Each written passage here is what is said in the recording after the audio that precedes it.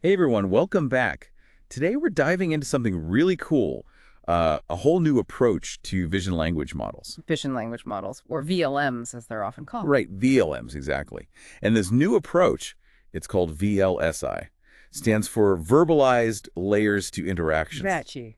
Definitely. But more importantly, it's super interesting. I mean, we've all seen the explosion of open source VLMs lately. It's been remarkable, really. It is. But the thing is, as these models get bigger and bigger, they need more and more computing power. That's a big challenge, especially if we want to use them on, say, our phones or in robots. Exactly. We need something that's both smart and efficient. And that's what this deep dive is all about. We're going to unpack how VLSI is making AI incredibly smart, but also incredibly efficient. So where do we start? Well, what's fascinating about VLSI is that it doesn't actually try to shrink the model itself. Okay, so not making a smaller model. Right. Instead, it teaches a smaller model to think like a much larger one. Think like a larger one. How does that work? By using a pretty clever distillation process. And this is the interesting part. It's based on natural language. Wait, so you're saying that by making the AI talk about what it's doing, it can actually learn better? That seems a little counterintuitive, no? Yeah, it is a bit. But think of it this way. Imagine a master chef teaching a student. Okay, I'm following. Instead of just copying the final dish, the student learns each step of the recipe. And as they're learning, they explain what they're doing and why. Ah, I see. So it's not just about the end result, it's about understanding the process. Exactly. And that's kind of what's happening in VLSI's verbalization stage. Each layer of the small model actually generates text responses, almost like it's thinking out loud, explaining its thought process. So it's like the student saying, okay, now I'm adding the salt because it enhances the flavor of the other ingredient. Yeah, precisely. By verbalizing each step, the student model has to understand the why behind it, just like a human would. Okay, that analogy makes sense.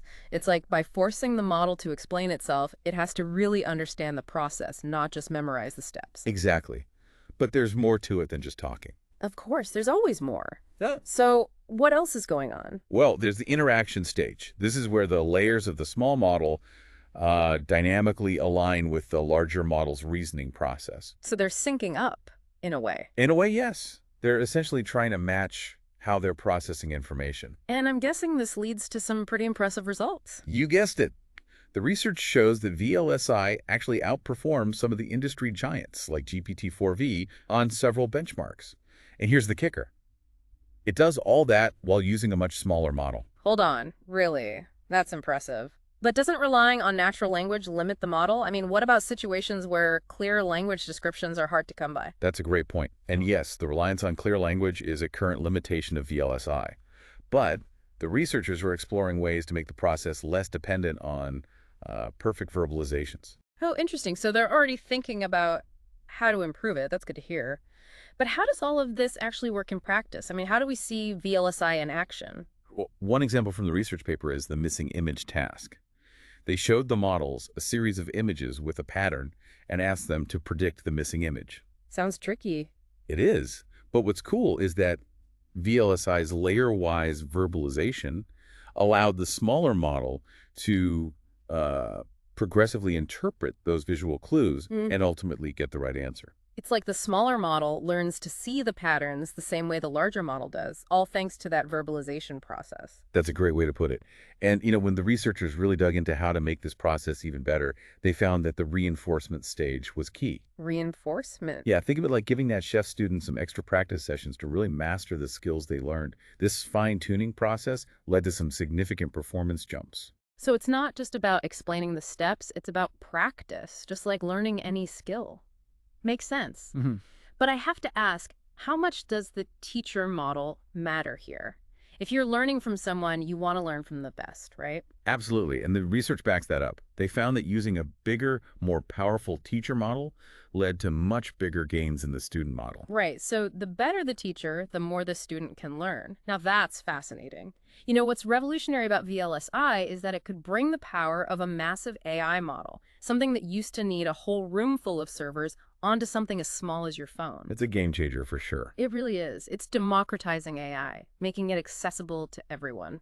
But before we get too carried away, let's dive into some of those finer technical details. Sure, there's a lot more to unpack. For instance, the researchers experimented with different operations for the intermediate and last layers of the student model. Okay, I'm all ears. So, about those different operations for the student model's layers, what did they find out? Well, they experimented with different approaches. And Different approaches. yes, and it turns out using a combination of techniques worked best. Specifically, they used something called cross-entropy for the last layer. Cross entropy. Yeah, and KL divergence for the intermediate layers. KL divergence. Okay, I have to admit those terms sound a bit, well, technical. They are a bit, yeah. Could you break them down for us a little? What exactly are they and why do they matter so much here? Sure. So think of cross-entropy like aiming for a bullseye. You're directly comparing what the student model produces with what it should be producing. Makes sense. KL divergence, on the other hand, it's more about aligning the reasoning process, like making sure the student is thinking the same way as the teacher. Oh, I see. So, two different teaching methods, each with a specific role. One's focused on getting the right answer, the other on getting there the right way. You got it. It really shows how complex this knowledge transfer process is. It's not just about mimicking outputs, it's about aligning that underlying reasoning. This is also fascinating, you know? It's like AI is learning not just from data, but from other AI. It's almost like mentorship, wouldn't you say? Yeah, mentorship is a good way to put it. And speaking of mentorship, remember how we talked about the importance of the teacher model? Right. The better the teacher, the better the student learns. Exactly. Well, there's another interesting finding related to that. The researchers discovered that the effectiveness of VLSI really depends on the capabilities of that teacher model. The smarter the teacher, the more the student can learn. That makes sense, but what does that mean, really? What are the implications? Well, it suggests that the potential of VLSI is tied to advancements in large language models. As those models continue to improve, VLSI will become even more powerful. So it's like a chain reaction. The better the big models get, the better the smaller models become, thanks to VLSI. It's really a pretty elegant loop. It is. But before we move on, I want to go back to something you mentioned earlier. You said VLSI relies on the teacher and student models sharing the same tokenizer. Oh, yes. That is Yeah. a current limitation. Could you remind our listeners what a tokenizer is and why it matters in this context? Of course. So a tokenizer is basically how the AI model breaks down language into smaller pieces it can understand, Smaller pieces, like what? like words or even parts of words. It's kind of like the building blocks of language for AI. Ah, And right now, VLSI needs both the teacher and student models to use the same set of building blocks, the same tokenizer. so for VLSI to work, the models need to speak the same language. Precisely. But, researchers are already working on ways to overcome that constraint. Oh, that's good to hear. Yeah. It could allow VLSI to be used with a much wider variety of models in the future. Now that would be a huge step. Imagine the possibilities. You know, it's been fascinating to hear about all the technical details of VLSI, but what really strikes me is this idea of using natural language as a teaching tool for AI. It's not something you'd expect, is it? It's definitely an intriguing idea. VLSI's success really makes us rethink how AI learns.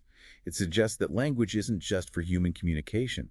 It might be a fundamental tool for knowledge transfer, a way to encode and transmit complex thoughts. Maybe it's even more inherent to intelligence itself, regardless of whether it's biological or artificial. It's like giving AI a voice, a way to articulate its understanding of the world. And by doing so, it learns more effectively. Exactly. And what's great about VLSI is that it automates this process, allowing smaller models to learn from the insights of those larger models. It gives us a glimpse into the power of language as a bridge between different levels of AI intelligence. But it's also important to remember that VLSI is just one example of how researchers are trying to make AI more efficient. There's a whole world of research happening in this area. Oh, there is. Now you've got me curious. Are there any other approaches that stand out? Anything as ingenious as VLSI? So besides VLSI, what other ingenious approaches to AI efficiency are researchers exploring these days? Well, there's some interesting parallels to VLSI out there. The research paper mentions techniques like pruning and knowledge distillation. Pruning and knowledge distillation. Right. And like VLSI, they aim to create more compact, more efficient models. They've been around a bit longer, but they still have a lot of potential. Right, I've heard of those. Pruning is kind of like trimming the fat from a large model, getting rid of the parts that aren't really essential. Exactly. It's like decluttering your closet, but for AI. I like that analogy. And what about knowledge distillation? Knowledge distillation is kind of like creating a Cliff's Notes version of a large model. It's about taking the essential knowledge and transferring it to a smaller, easier to manage model. So how does VLSI fit in with all of this? Is it a totally different approach, or does it share some similarities with these techniques? It's a bit of both, actually. Yeah. VLSI borrows some ideas from these existing techniques, especially from knowledge distillation, but it goes a step further by introducing this novel, layer-wise verbalization and interaction process. So it's building on those foundations, but taking things in a whole new direction. Exactly. Pretty impressive. But let's be realistic for a second. We've talked a lot about the benefits of VLSI, but I'm wondering, are there any limitations? There's always a trade-off, right? Nothing's perfect. You're absolutely right. Nothing is perfect. And the research paper does acknowledge a few limitations. One is that VLSI currently needs the teacher and student models to share the same tokenizer. We talked about that earlier. Right. They need to be speaking the same language, using the same building blocks. But it sounds like that's a temporary limitation, something that could be addressed with future research. Absolutely. Researchers are already looking into ways to overcome this. And if they do, it could allow VLSI to be applied to a much wider range of models. That would be incredible. It would really open up so many possibilities for creating highly efficient and specialized AI models. The potential is huge. Okay, so we've covered a lot of ground. We've talked about how VLSI works. We compared it to other efficiency techniques, and we even touched on its limitations and future potential. But before we wrap up, I want to circle back to one of the most surprising and thought-provoking aspects of this whole discussion. Oh, which one is that? This idea of using natural language as a teaching tool for AI. It really makes you question what we know about learning and intelligence, doesn't it? It really does. VLSI's success challenges so many of our assumptions. I mean, if natural language is such a powerful tool for teaching AI, what other human-like learning methods could we use in the future? What if we could teach AI through experimentation or collaboration or even mentorship in a more direct way? Wow, those are some big questions. It's both exciting and a little bit daunting to think about all the I possibilities. agree. It's a vast, uncharted territory. But that's what makes this field so fascinating. Who knows what incredible breakthroughs are waiting for us? I can't wait to find out. This has been an incredible deep dive. We explored a truly groundbreaking approach to AI efficiency. And I think it's safe to say VLSI has the potential to revolutionize how we interact with and benefit from AI in the years to come. It's been a pleasure discussing this with you. And a huge thank you to all our listeners for joining us on this journey into the world of VLSI. If this is any indication, the future of AI is brighter than ever. It's a future where AI is not just powerful, but also accessible, adaptable, and perhaps even a little bit more like us.